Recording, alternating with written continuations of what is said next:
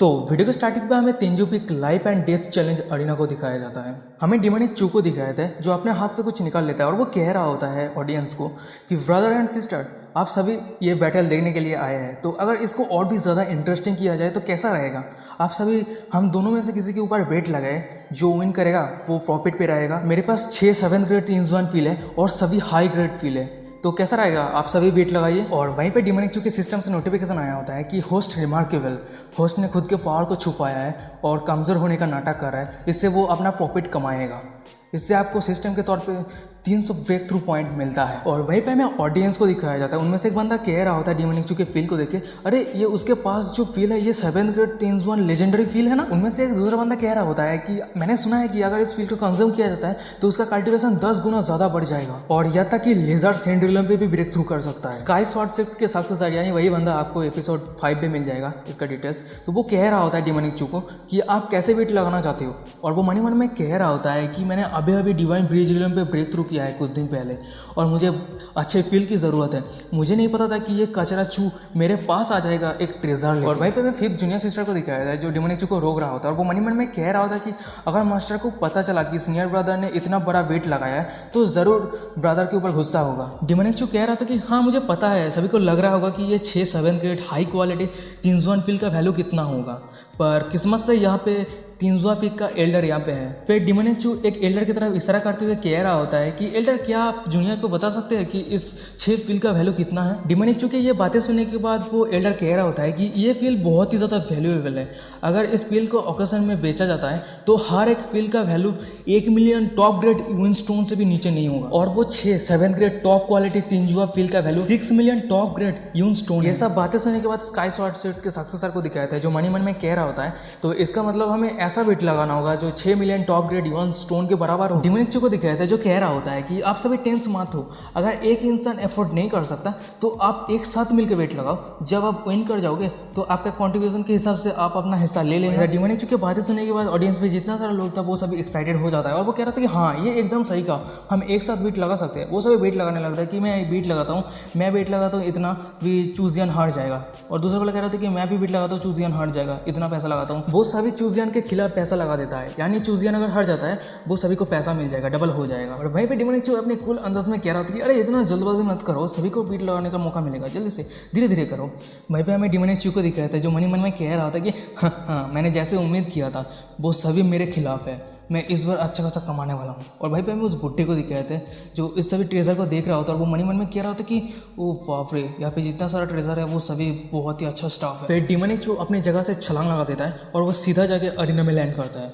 और भाई पे मैं जिंगमैन को दिखाया था जो कह रहा था कि चूजियान तू सच में इस एरिना में आया है, तेरे हिम्मत की दाद देनी पड़ेगी। और इधर हमें डिमोनिक चू को दिखाया था जो आगे बढ़ रहा होता है, टोटली बैडेस लग रहा होता है और वो कह रहा होता है ये बिल्कुल भी मत भूलना, ये life and death stage arena है और ये भी हो सकता है ये तेरे लिए आज लास्ट स्टेज है जहाँ पे तू खड़ा है, तेरा एक गलत स्टेप तेरे सर को धड़ से अलग कर सकता है। वहीं पे वो एल्डर रेफरी रहता है और वो कह रहा होता है चिल्ला तो ये कि मैं डिक्लेयर करता हूँ लाइफ एंड डेथ बैटल शुरू होता है। हमें जिंगमैन को दिखाया था जो फाइट के लिए तैयार हो गया होता है और वो मन में कह रहा होता है कि हाँ मैं 9th लेयर चाकुरासी रोटेंग रिलम के पीक पर हूँ, मैं चूजियन जैसे इंसान से फाइट कर रहा हूँ जो अभी 4th लेयर चाकुरासी रोटेंग रिलम पे है।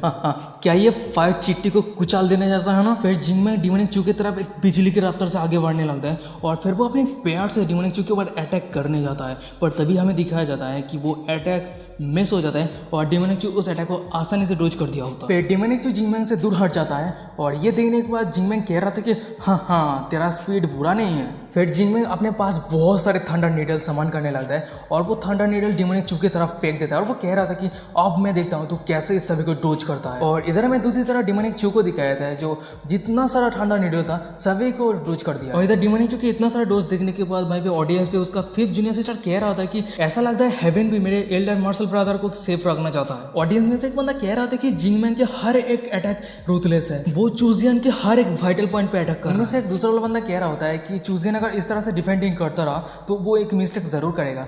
चूजियन का मूवमेंट फास्ट है पर वो इस तरह से ओपोनेंट को हरा नहीं सकता। उनमें से एक तीसरा वाला बंदा कह रहा होता है कि मैं साफ साफ देख पा रहा हूँ चूजियन हारने वाला है। सीन शिफ्ट में फाइटिंग स्टेज को दिखाया था, वहीं पे जिंगमैन डिमोनिक चू की तरफ आगे बढ़ रहा होता है और डिमोनिक चू के ऊपर एक पंच करता है, थंडर पाम का पंच करता है, पर आसानी से डिमोनिक चू उसको डॉज कर दिया होता है और डिमोनिक चू जिंगमैन को लाल करते हुए कह रहा होता है कि आजा आजा मुझे हिट कर। और इधर में दूसरी तरफ जिंगमैन को दिखाया था जो गुस्से से अपना दांत पीस रहा होता है और वो मन में कह रहा होता है कि ये चूजियन ईल की तरह स्लीपर है, अगर इस तरह से चलता रहा तो मैं ठीक से फाइट नहीं कर पाऊंगा। और फिर वो अपने पास से थंडर स्वॉर्ड निकलता है और वो मन में कह रहा होता है कि मैं इस मूव की मदद से सब कुछ खत्म कर दूंगा। फिर जिंगमैन अपना थंडर स्वॉर्ड लेकर डिमोनिक चू की तरफ आगे बढ़ने लगता है और फिर वो डिमोनिक चू को एक ब्लैक थंडर बैरियर से घेर देता है। और इधर डिमोनिक चू ये सब देख रहा होता है और वो मन में कह रहा होता है कि क्या वो अपने स्वॉर्ड वगैरह से मुझे रोकना चाहता है ताकि मैं भाग ना सकूं। फिर डिमोनिक चू अपने पास से वही असुरा स्वॉर्ड को निकाल लेता है और वो मन में कह रहा होता है कि ये बहुत अच्छी बात है, मैं अब देखना चाहता हूँ मेरा न्यू वेपन का पावर कितना है। फिर डिमोनिक चू अपनी तलवार की मदद से एक स्लैश पे ही वो थंडर बैरियर को तोड़ देता है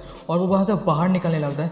ये देखने के बाद जिंगमैन बहुत ही ज़्यादा खुश होता है और वो मन में कह रहा था कि हाँ तेरा पेट कभी भी सिर को मत दिखाना। फिर हमें दिखाया था कि जिंगमैन डिमोनिक चू के पीछे आ गया होता है और फिर जिंगमैन डिमोनिक चू के ऊपर एक किक मारता है, पर हमें दिखाया था कि डिमोनिक चू आसानी से जिंगमैन के किक को रोक लिया होता है। डिमोनिक चू उस जिंगमैन के किक को रोकते हुए हंस रहा होता है और वो मन में कह रहा था कि हाँ वो मेरे ट्रैप पे गिर चुका है, मेरे पास एंशिएंट बॉडी है। वैसे तो ये बॉडी फुल डेवलप नहीं हुआ है, पर जब बात आता है क्लोज कॉम्बैट की तो मैं मेरे रिलम पे इनविजिबल हूँ।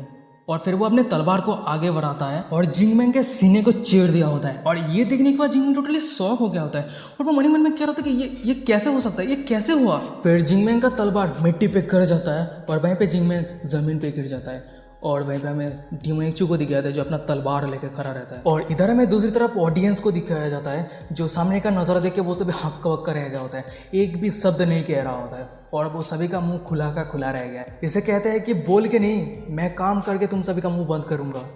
और इधर हमें स्काई स्वॉर्ड सेट के सक्सेसर को दिखाया था जो टोटली शॉक हो गया होता है और वो अपने गुस्से से दांत पीस रहा होता है और वो मन में कह रहा था कि ये क्या हुआ, क्या मैंने अभी जो देखा वो सच है या फिर सपना है। और गाइज यहीं पे आज का एपिसोड खत्म। भागो यहाँ से, भागने से पहले बता देना वीडियो कैसा लगा। और हाँ गाइज आज ही चैप्टर रिलीज हुआ है, एपिसोड मतलब चैप्टर 6, तो मैंने एपिसोड 6 भी डाल दिया, तो कितना अच्छा हो बताओ। और गाइज वीडियो अच्छा लगा तो वीडियो लाइक कर देना, चैनल को सब्सक्राइब कर देना, वीडियो डिस्क्रिप्शन को इंस्टाग्राम का लिंक मिल जाएगा, एक फॉलो करना जरूर, फॉलो करना पड़ेगा, ठीक है। तो आज के लिए बस टाइम मिलते हैं नेक्स्ट एपिसोड पे, तब तक के लिए बाय बाय।